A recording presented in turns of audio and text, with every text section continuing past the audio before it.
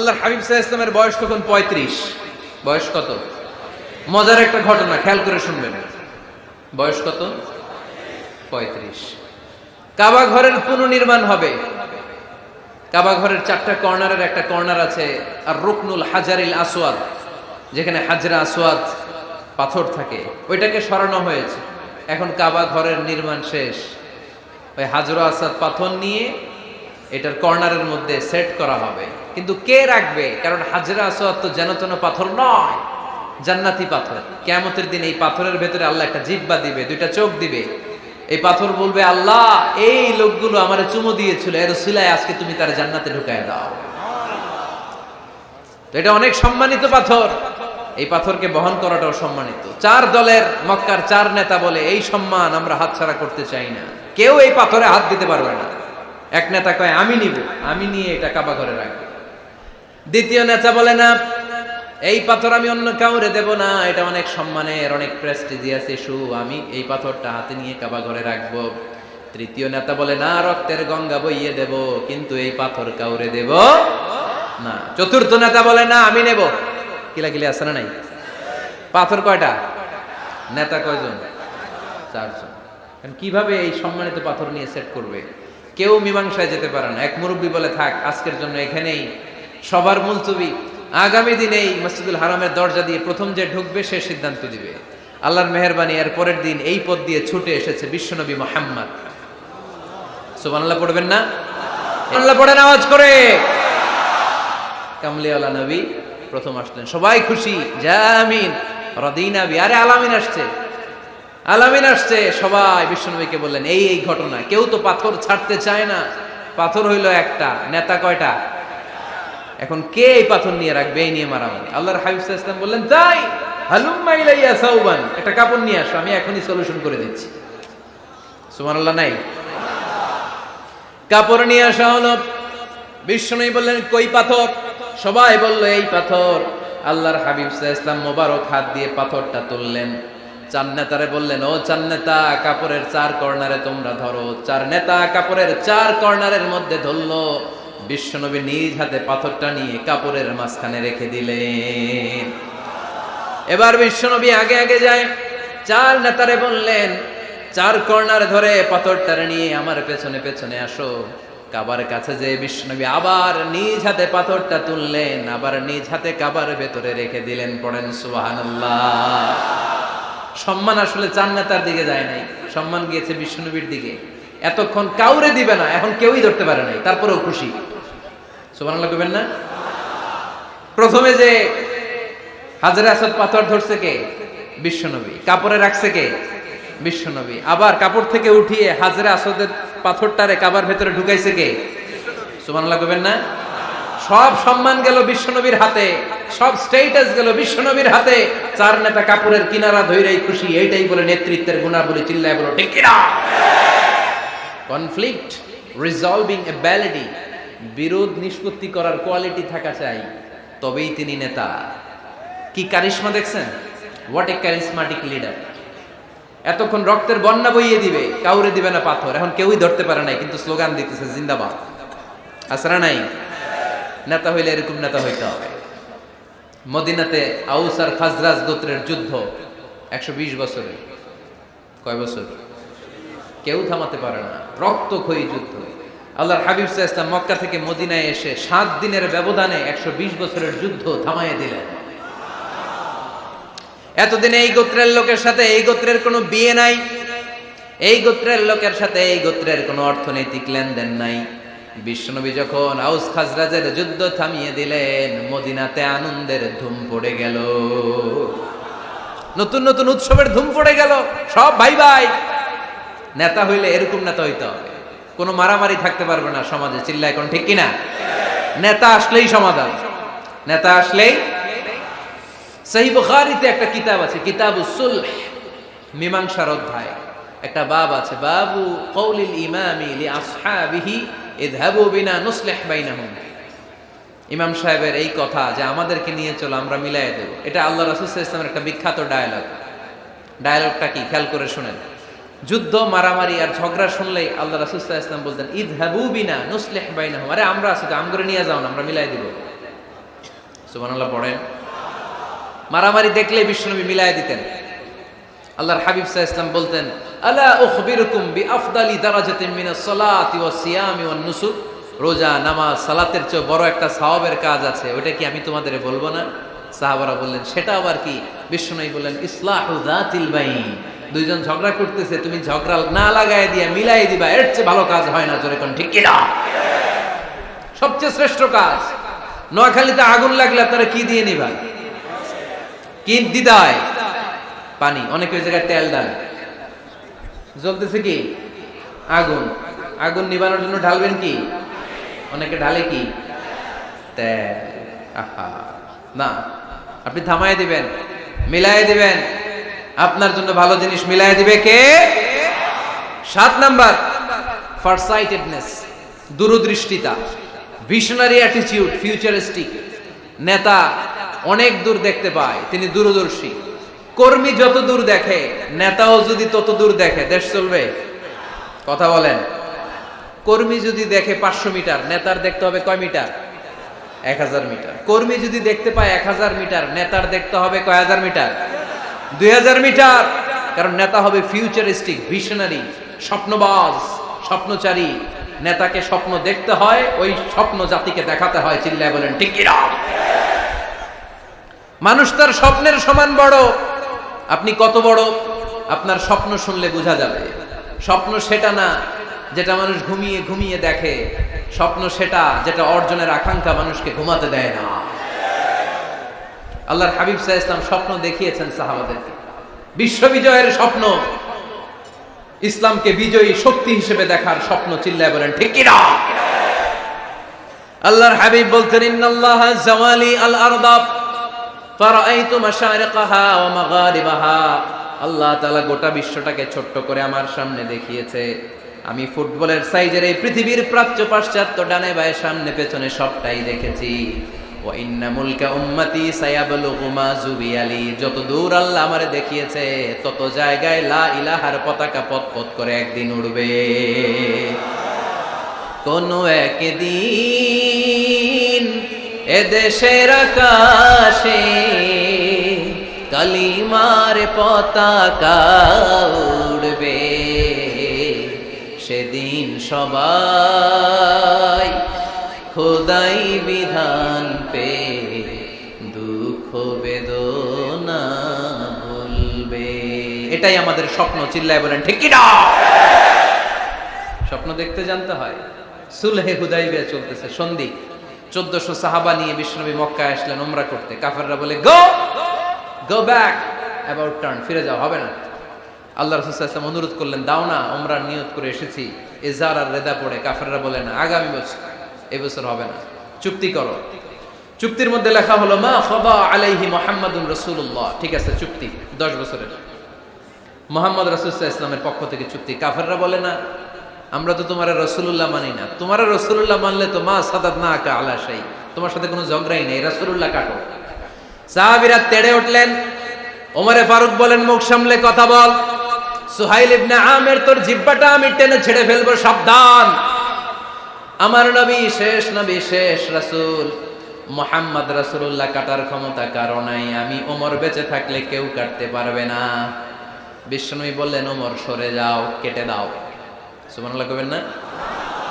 মুহাম্মদ রাসূলুল্লাহ কাফেররা মানে না। কাফেররা কয়, তুমি লেখো মুহাম্মদ ইবনে আব্দুল্লাহ, আব্দুল্লাহর বেটা মুহাম্মদ।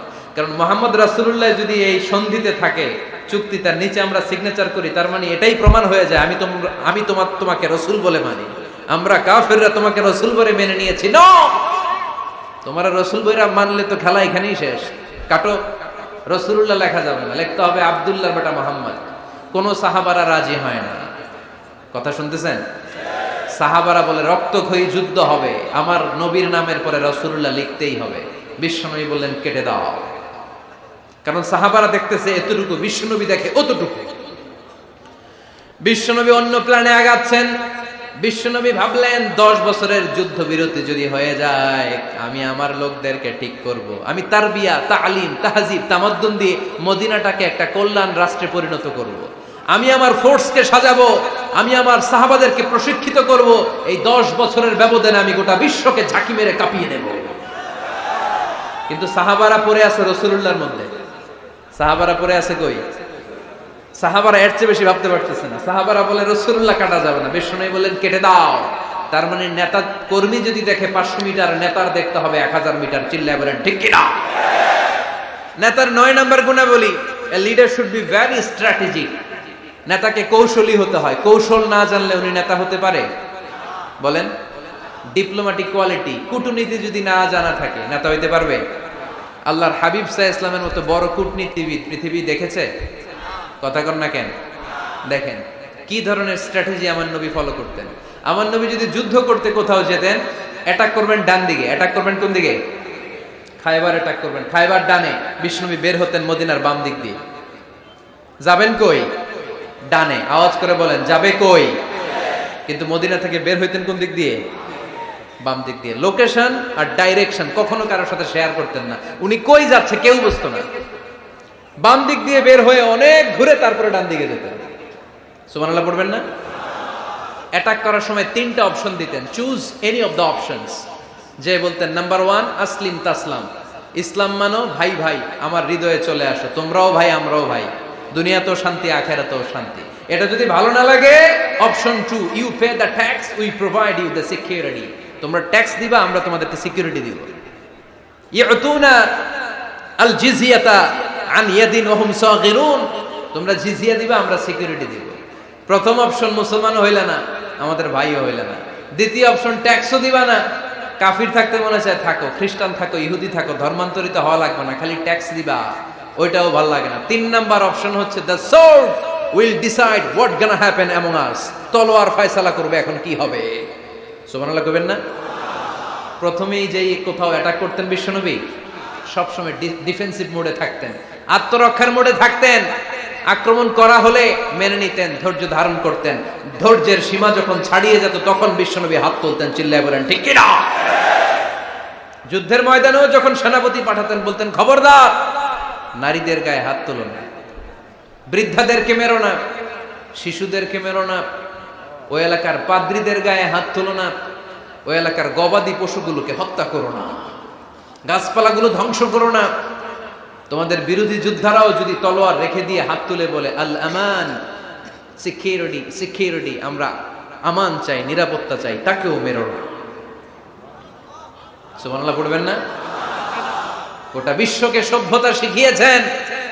মক্কা বিজয়ের পরে গণধর্ষণ করেন নাই, গ্রামকে গ্রাম তিনি জ্বালিয়ে দেন নাই, হাজার হাজার লক্ষ লক্ষ শত্রুকে এক বাক্য দিয়ে ক্ষমার ঘোষণা দিয়েছেন, চিল্লায় বলেন ঠিক কি না? As a father, as a teacher, as a commander, as a leader, as a lawgiver, as a lawmaker, as a reformer of the society, Muhammad is the superman of the world. আওয়াজ করে পড়তে হবে আল্লাহু আকবার। কূটনীতি কারে বলে? Diplomacy কারে বলে? স্ট্র্যাটেজিক অ্যাটিটিউড কারে বলে? শিখে নেন। বদরের প্রান্তরে বিষ্ণু ঈসা ইসলাম উপস্থিত হলেন। ওই যে কাফেরদের তাবু, কাফেররা আসছে 3 দিন আগে, মুসলিম সৈনিকরা পৌঁছলেন 3য় দিন। এসে বিষ্ণু ঈসা ইসলাম সবাইকে বললেন কত হতে পারে কাফের, কেউ বলতে পারে না। 2 জন রাখাল পেয়ে জিজ্ঞেস করলে, এই রাখাল কয়দিন ধরে আছো? আমরা 1 সপ্তাহ ধরে বদরে আছি। শুনতেছেন? শুনতেছেন? উনি বললেন ওই যে কাফেররা যে আসছে কয়দিন আগে? কয় 3 দিন আগে। 3 দিন আগে। কত হবে সংখ্যা? কলু কাসীর, অনেক। কত হইতে পারে? রাখাল 2 টাকা জানি না। আল্লাহ রাসূল সাল্লাল্লাহু আলাইহি ওয়াসাল্লাম চিন্তায় পড়ে গেলেন, কারণ ওনার যুদ্ধে অ্যাটাকের সিস্টেম ছিল শত্রু সংখ্যা কত এটা আমাকে জেনে নিতে হবে। সুবহানাল্লাহ পড়বেন না? অনেক কৌশল হাতড়িয়ে এবার বিশ্বনবী আবার রাখাল 2টাকে ডেকে পাঠালেন, বললেন কাম ইয়ানহারুনা কুল্লা ইয়াউম, ওরা আসার পর থেকে প্রতিদিন খাওয়ার জন্য কয়টা করে উট জবাই করে? এবার ওরা বলল প্রথম দিনে ইয়াউমান তিসআন, প্রথম দিন খাওয়ার জন্য উট জবাই করেছে 9টা। অফিল ইয়াউমি সানি 10, আর দ্বিতীয় দিনে উট জবাই করেছে 10টা। বিশ্বনবী বললেন তাই ইদান আল কওমু মা বাইনা 900 ওয়াল আলফ, তাহলে কাফেররা 900 থেকে 1000 এর মধ্যে হবে। কত ছিল কাফেরের সংখ্যা? বদরের যুদ্ধে কাফেরের সংখ্যা ছিল কত? 1000। কিভাবে নমুনা দেখে আলামত সংগ্রহ করতেন? ওরা কয়টা উট জবাই করেছে 2 দিনে প্রথম দিন 9টা, দ্বিতীয় দিন 10টা। বিশ্বনবী হিসাব মিলাই ফেললেন যোগ বিয়োগ দিয়ে, কাফেরের সংখ্যা 900 থেকে 1000-এর মধ্যে হবে। হিসেব করে দেখা গেল 1000 সৈনিক এসেছিল সেই বদরের যুদ্ধে। চিল্লায় বলো আল্লাহু আকবার। স্ট্র্যাটেজি জানতে হয় না, তাকে কৌশল জানতে হয়। সর্বশেষ নেতার যে গুণ, এটা বলে শেষ করব, সাকসেশন ম্যানেজমেন্ট। নেতা ভালো নেতা বানায়া যায়, ঠিক কিনা? A good leader produces a good leader. একজন ভালো নেতা তখনই ভালো নেতা যখন সে নতুন করে ভালো নেতা তৈরি করে দিয়ে যায়, ঠিক কিনা? সে যদি নতুন নেতৃত্ব তৈরি করে দিয়ে না যায়, সমাজ চলবে? চলবে? এটাকে বলে দি সাকসেশন ম্যানেজমেন্ট। আল্লাহ রাসূল সাল্লাল্লাহু আলাইহি ওয়াসাল্লাম ভালো সাকসেসর রেখে গিয়েছিলেন, এমন কিছু যোগ্য নেতৃত্ব তৈরি করে গিয়েছিলেন, উনার পরে টানা 30 বছর নেতৃত্ব নিয়ে মুসলিম উম্মাহকে 1 সেকেন্ডও ভাবা লাগে না। চিল্লায় বলো মুসলমান, ঠিক কিনা? ভালো নেতা বানায়। নেতা খালি নেতৃত্ব দেয়, উনি কোনো নেতা বানায় নাই। এটা কি নেতা? কথা বলেন।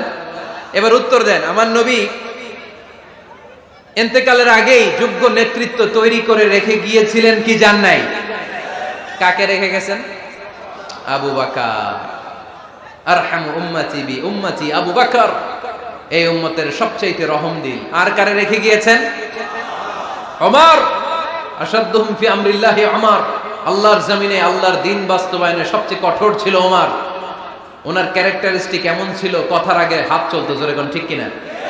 আল্লাহর হাবিব সাল্লাল্লাহু আলাইহি ওয়াসাল্লাম বলতেন, লা নাবিয়্যা বা'দি ওয়ালা রাসূলা, আমার পরে নবীও নাই, রাসূলও নাই, তবে লাউ কানা বা'দি লাকানা ওমর, আমার পরে যদি নবী হওয়ার যোগ্যতা কারো থাকে, আমার ওমরের সেই যোগ্যতা আছে। প্রভু তুমি বলেছো রাসূল দেবে না, বলনি দেবে না ওমর, বলনি দেবে না হামজা তারি, খালিদ বিজয় সমর। প্রভু তুমি বলেছ রাসূল দেবে না, বলনি দেবে না ওমর, বলনি দেবে না হামজা তারি, খালিদ বিজয় সমর। প্রভু তুমি বলেছ রাসূল দেবে না। সুবহানাল্লাহ পড়েন।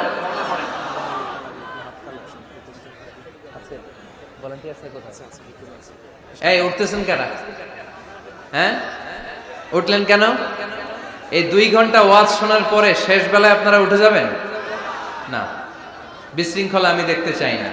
একটা লোক প্যান্ডেলে আওয়াজও করবে না, উঠতেও পারবে না। আমার নবী নিজেও ছিলেন শ্রেষ্ঠ নেতা, রেখেও গিয়েছেন শ্রেষ্ঠ নেতা। চিল্লায় বলেন ঠিক কিনা? সাইয়েদনা আবু বকর, সাইয়েদনা উমর ফারুক, উসমান যুন্নুরাইন, আলী রাদিয়াল্লাহু তাআলা আনহু যোগ্য নেতৃত্ব হাতে কলমে প্রশিক্ষিত করে ওনাদেরকে রেখে গিয়েছেন। তাই মুসলিম উম্মার আর নেতৃত্বের সংকটে পড়া লাগে নাই। জোরে কোন ঠিক কিনা? জি। তো এইজন্য আমরা চাই আমাদের একটা সেন্ট্রাল লিডারশিপ থাকুক, কেন্দ্রীয় নেতৃত্ব, যেই নেতাদের নেতৃত্বে আমরা সামনের দিকে যাব। যে 10টা পয়েন্টস আমরা শুনলাম, আমাদের সব নেতাদের এই গুণগুলো থাকার দরকার আছে না নাই? এই গুণগুলো আমলে নিয়ে মুসলিম উম্মার এই নেতৃত্বের সংকট যেন আমরা কাটিয়ে তুলতে পারি। আল্লাহ তুমি তৌফিক দান করো, আমরা পড়ি আমিন। এখানে বিশাল একটা প্রতিষ্ঠান আছে, এই বিশাল প্রোগ্রাম থেকে শুরু করে অনেক খরচ ওনাদের হয়েছে। স্বেচ্ছাসেবক ভাইয়েরা তাদের সময় মাত্র 2 মিনিট, এই 2 মিনিটে প্যাকেট নিয়ে আপনাদের সামনে যাবে। যার যতটুকু সুযোগ হয়, আমরা কেউ বাদ যাব না। এই প্রোগ্রামের জন্য এবং এই বিশাল মাদ্রাসার জন্য আমরা মুক্ত হস্তে দান করে যাব। এই উঠতেছেন কেন? উঠলেন কারা কারা? এদিকে তাকান, যারা উঠছেন এদিকে তাকান, দেখি তাকান তাকান। আমরা দোয়া ছাড়া কেউ যাব না। যাবেন? ভদ্র, নোয়াখালীর ছেলেরা অনেক ভদ্র। বসেন। সুন্দর সুন্দর ঘোষণা আছে কয়েকটা, সুন্দর সুন্দর ঘোষণা। এতক্ষণ তো প্লে কার্ড দেখাইছো, উই লাভ আজহারি। এখন উঠলে হবে? কতটুকু লাভ করো আজহারিরা দেখবো। বসো, একটা উঠতে পারবো না। আমার ভাই রফিকুল্লাহ আফসারি ভাইয়ের অসাধারণ কিছু বই আছে, অনেকে খুঁজে কোত্থেকে পাবে। আজকে এখানে আছে, যাদের দরকার আপনারা নিয়ে যাবেন। আমি নিজেও ওনার একজন ভক্ত, ওনার লেখার ভক্ত। আমি নিজেও ওনার লেখার পাঠক। অসাধারণ লিখেন। কি যেন একটা দেখলাম, নানা আলেম নানা মতে, আমি যাব কোন পথে? আলেমরা নানান মতে, পাবলিক যাবে কোন পথে? তো সুন্দর সুন্দর বই আছে, এগুলো আপনারা নিয়ে যাবেন। স্টেজে উপস্থিত আছেন নোয়াখালী জেলার এডিশনাল এসপি, কই উনি? আপনি? মাশাআল্লাহ মাশাআল্লাহ, কাজী মোহাম্মদ আব্দুর রহিম ভাই না? আলহামদুলিল্লাহ, আপনাদের এই জেলার এডিশনাল এসপি সাহেব আছেন। আমি ওনাদেরকে ধন্যবাদ জানাই যে এত ব্যস্ত মানুষ আমি জানি, তারপরেও ওনারা এই প্রোগ্রামে উপস্থিত হয়েছেন, অনেক শুকরিয়া জানাই। কোম্পানিগঞ্জ উপজেলার ওসি সাহেব আছেন জনাব আরিফুর রহমান ভাই, সাবেক উপজেলা চেয়ারম্যান মিজানুর রহমান বাদল ভাই, আমার নামে নাম। হাদিসের শেষ কথা, সব চলে আল্লাহর কি দিয়ে? তখন বিশ্বনবী সাহাবাদের বললেন, ও সাহাবারা শোনো, আল্লাহর জান্নাতে কেউ কোনোদিন প্রবেশ করতে পারবে না তার রহমত ছাড়া। সাহাবারা বললেন, ইয়া রাসূলুল্লাহ, আপনিও না? আপনিও কি আল্লাহর রহমত ছাড়া প্রবেশ করতে পারবেন না? বিশ্বনবী বললেন, না আমিও না। আমি বিশ্বনবীও আল্লাহর জান্নাতে আল্লাহর রহমত ছাড়া ঢুকতে পারবে না, তবে কিয়ামতের দিন আল্লাহর রহমত আমার চারদিকে বেষ্টনী দিয়ে থাকবে। বিশ্বনবী যখন মক্কায় দাওয়াত দিচ্ছিলেন, তিনি মাঝে মাঝে আল্লাহর নাম বলছিলেন, মাঝে মাঝে তিনি রহমান নাম বলছিলেন। যখন তিনি বললেন, ওয়াইদা কিলা লাহুম উসজুদু লিররহমানি ক্বালু ওয়ামার রহমান। বিশ্বনবী মক্কায় যখন মক্কার কাফিরদেরকে, কুরাইশদেরকে বলল, তোমরা রহমানকে সেজদা দাও, রহমানের ইবাদত করো, রহমানের জন্য সেজদায় লুটিয়ে পড়ো। মক্কাবাসী বলে, রহমান আবার কে? রহমান রে তো চিনি না। রহমানকে? আল্লাহ চিনি, রহমান চিনি না। মক্কাবাসী কি বলে? কারে চিনে? আল্লাহরে চিনে। কারে চিনে না? রহমান কে তো চিনি না। রহমান আবার কোত্থেকে আসলো? কে Rahman? Who is this Rahman? যখন তারা বলে রহমান রে চিনি না, আল্লাহর গায়রতে আঘাত লেগেছে। আল্লাহ বলে, রহমান রে চিনো না? না, তাদেরকে চিনানোর জন্য আল্লাহ ৭৮ আয়াত বিশিষ্ট আর রহমান নামে কোরআনে একটা সূরা নাজিল করেছেন। যখন মক্কার কুরাইশরা বলে, আল্লাহ চিনি, রহমান চিনি না, আল্লাহ বলে, রহমান রে চিনো না, তাহলে চিনে নাও রহমান নামে। তিনি ৭৮ আয়াত বিশিষ্ট কালামুল্লাহ মাজিদে একটা গোটা সূরা নাজিল করে দিয়েছেন। তিনি নাজিল করলেন, আর রহমানু আল্লামাল কুরআনা খালাকাল ইনসানা আল্লামাহুল বায়ান। দয়াময় রহমান শেখালেন কোরআন, বানালেন ইনসান, শেখালেন বায়ান। দয়াময় রহমান শেখালেন কোরআন, বানালেন ইনসান, শেখালেন বায়ান। দয়াময় রহমান শেখালেন কোরআন, বানালেন ইনসান, শেখালেন বায়ান। পড়েন আল্লাহু আকবার। আল্লাহ বলে, রহমান কারে বলে চেনো না? শুনে নাও, ৭৮ আয়াত বিশিষ্ট গোটা একটা সূরা নাজিল করে দিলাম, সূরাতু আর রহমান। আর রহমান তিনি দয়ালু, আল্লামাল কোরআন, তিনি মানুষকে কোরআন শিখিয়েছেন, খালাকাল ইনসান, মানুষ বানিয়েছেন, আল্লামাহুল বায়ান, মানুষকে কথা বলা, বর্ণনা করা শিখিয়েছেন। পড়েন সুবহানাল্লাহ। গোটা একটা সূরাই নাজিল করেছেন, সূরাতু আর রহমান। তার নাম হচ্ছে আর রহমান, আর রাহিম মানে দয়াময়, মেহেরবান। তার দয়া যে কত বেশি আপনি কল্পনাও করতে পারবেন না, আপনি কল্পনাতেও আনতে পারবেন না তার দয়া কত বেশি। বিশ্বনবী সাল্লাল্লাহু আলাইহি ওয়াসাল্লাম ফরমান, লাম্মা কাদাল্লাহুল খালকা কাতাবা ইনদাহু ফাওকা আরশিহি। আল্লাহ যখন মহাবিশ্বের সব সৃষ্টি করে সারলেন, তিনি আরশের উপরে লিখলেন, সাবাকাত রাহমাতি গাদাবি, সাবাকাত রাহমাতি গাদাবি। কোথায় লিখছে? আরশের উপরে। আওয়াজ করে বলেন তো, কোথায় লিখেছে? আরশের উপরে আল্লাহ লিখলেন, সাবাকাত রাহমাতি গাদাবি। এর মানে হলো, আমার দয়ার কাছে, আমার ভালোবাসার কাছে আমার ক্রোধ পরাজয় বরণ করেছে। আমার দয়ার কাছে আমার রাগ কিংবা ক্রোধ পরাজয় বরণ করেছে। মানে আমি আল্লাহর দয়া আছে, আবার আমি আল্লাহর ক্রোধ বা রাগ আছে, কিন্তু আমি আল্লাহর রাগের চেয়ে দয়া বেশি। আওয়াজ করে বলেন, আল্লাহর রাগ বেশি না দয়া বেশি? আল্লাহর যদি রাগ থাকতো আমরা বাঁচতে পারতাম? যে পরিমাণে আকাম কুকাম আমরা করি, অপকর্ম করি, অন্যায় করি, জুলুম করে জুলুমের আড্ডাখানা বানিয়ে রেখেছি গোটা দুনিয়াকে, আল্লাহ যদি মুহূর্তে মুহূর্তে রেগে যেতেন আমরা বাঁচতে পারতাম? মহাবিশ্ব সৃষ্টির পরেই তিনি আরশের উপরে লিখেছেন, সাবাকাত রাহমাতি গাদাবি, মানে আমি আমার দয়ার কাছে আমি আল্লাহর ক্রোধ, রাগ, ক্ষোভ এটা পরাজিত হয়েছে। সুবহানাল্লাহ বলেন। আবার বিষ্ণু বললেন জাআলাল্লাহুর রাহমাতা মিয়াতা জুজ, আল্লাহ দয়ার ভালোবাসাকে 100 টুকরা করলেন। 99 টুকরা দয়া মায়া ভালোবাসা আল্লাহ নিজের কাছে রেখে দিলেন, আর 1 টুকরা দয়া মায়া ভালোবাসা আল্লাহ গোটা বিশ্বের সবার মাঝে ঢেলে দিলেন। দয়া মায়া ভালোবাসা 100 টুকরা করে আল্লাহ নিজের কাছে রাখছেন কয় টুকরা? সবাই বলেন 99 টুকরা। আর গোটা বিশ্বের সবার মাঝে ভাগ করে দিয়েছেন কয় টুকরা? এবার এই 1 টুকরার নমুনা দেখেন তো পৃথিবীতে। স্বামী স্ত্রীর জন্য কত ভালোবাসা, বন্ধু বন্ধুর জন্য কত ভালোবাসা, গার্লফ্রেন্ড বয়ফ্রেন্ডের জন্য গলায় ফাঁস লাগায়, আছে না নাই? এই এখন গলার আওয়াজ বাড়ছে ইয়াংদের। হুজুর এখন গার্লফ্রেন্ড বয়ফ্রেন্ডের ভিতরে ঢুকছে, এখন আমরা আছি হুজুর। দেখেন এই তো কয়েকদিন আগেই তো, কত বছরের 12 না কত বছরের এক মেয়ে, কত বছর? 11। ওই দেখেন সব মুখস্থ দুষ্টগুলার, আর কিছু মুখস্থ না থাকলে এগুলো মুখস্থ। 11 বছরের, তারে কি বলবো, তরুণীও তো না, কিশোরী। এই কিশোরী ভালোবাসার টানে বাপ মা থুইয়া চলে গেছে কোথায়? দেখেন ভালোবাসারে আল্লাহ 100 টুকরা করেছেন, 99 টুকরা ভালোবাসা আল্লাহ নিজের জন্য রেখেছেন, 1 টুকরা আমাদের সবাইকে ভাগ করে দিয়েছেন। যত পাখি আছে পৃথিবীতে, যত মাছ আছে, যত প্রাণী আছে, যত মানুষ আছে, যত জিন আছে, আমরা সবাই মিলে পেয়েছি ভালোবাসার কয় টুকরা? আর আরশে আজিমের অধিপতি আল্লাহ, তিনি তার কাছে ভালোবাসা রেখে দিয়েছেন কয় টুকরা? তাহলে এবার আওয়াজ করে বলেন, আল্লাহর রাগ বেশি নাকি দয়া বেশি? আল্লাহ তুমি দয়ার সাগর রহমানুর রহিম, তোমার দয়াই পূর্ণ আমার সারা নিশিদিন। সবাই পড়েন, আল্লাহ তুমি দয়ার সাগর রহমানুর রহিম, তোমার দয়াই পূর্ণ আমার সারা নিশিদিন। আল্লাহু আকবার। আল্লাহ বলেন রাহমাতি ওয়াসিআত কুল্লা শাই, গোটা বিশ্বের সব জায়গায় আমি আল্লাহর রহমত বিস্তৃত, এমন কোন জায়গা নাই যেখানে আমি আল্লাহর রহমত নাই। ঠিক কিনা বলেন?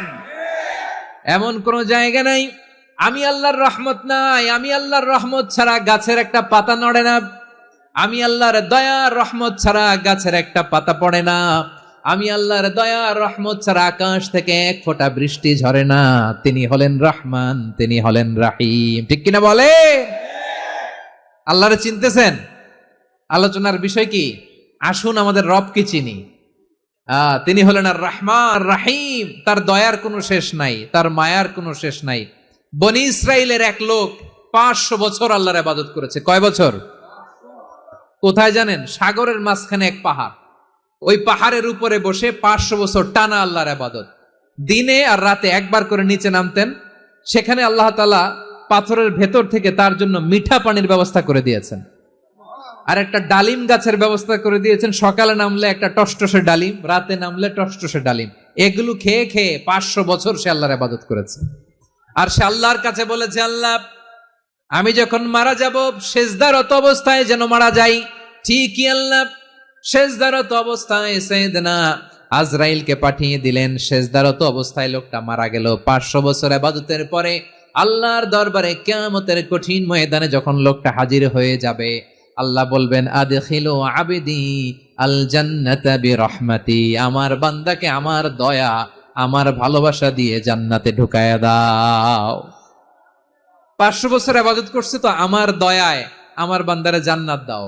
এই বান্দা বলে বালবি আমালি, আল্লাহ তোমার দয়া লাগবে কেন? আমি আমার আমল দিয়ে জান্নাতে যেতে চাই। কি দিয়ে? কথা বুঝে নাই বোধহয়। আল্লাহর এই বান্দা কি দিয়ে জান্নাতে ঢুকতে চায়? আমল দিয়ে। আল্লাহ বলছে আমার দয়ায় আমার বান্দারা জান্নাতে নিয়ে যাও। ফেরেশতারা এ বলে আল্লাহ তোমার দয়া লাগবে কেন? সেজদা তো কম দেই নাই, জিকির করতে করতে 500 বছর শেষ করে দিলাম, আবার তোমার দয়া লাগবে? আমি তো আমার আমলেই জান্নাতে যেতে পারি। আল্লাহ বলবেন তাই, ঠিক আছে, আমি চাইলাম দয়া দিয়ে জান্নাত দিব, তুমি চাইলে আমল দিয়ে ঢুকবা, ঠিক আছে, তোমার আমল আর আমার যে দয়া দুইটার একটু মাপ দেই। তোমার 500 বছরের ইবাদত এক পাল্লায় রাখো।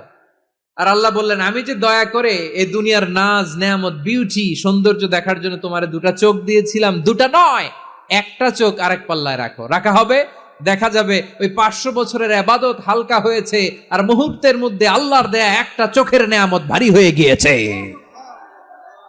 আল্লাহ বলবেন তোমার কথা মতো মাপ দেয়া হলো, এবার ফলাফল দেখো, হিসাব বলে তুমি এখন জাহান্নামে যাবা, go to the hell fire, যাও এবার জাহান্নামে যাও। মাপ চোখে যখন আসছো আমার সাথে হিসাব ক্যালকুলেশন, যাও তুমি এবার জাহান্নামে যাবা।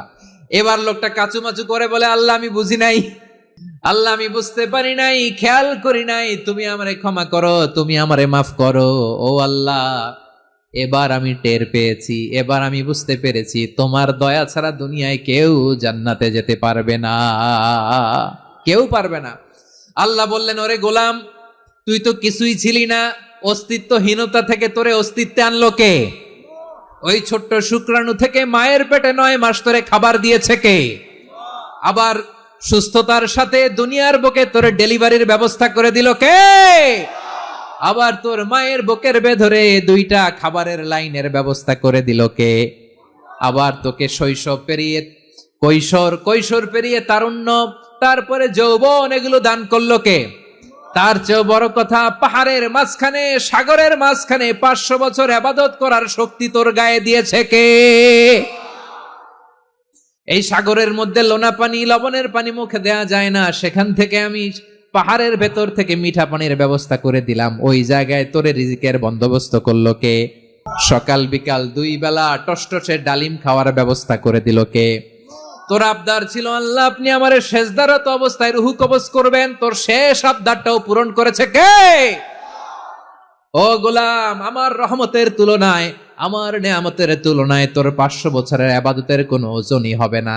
গোটা বিশ্বের কেউ কোনোদিন আমার জান্নাতে ঢুকতে পারবে না আমি আল্লাহর দয়া ছাড়া। হুয়ার রহমানুর রহিম, তিনি দয়াময়, তিনি মেহেরবান।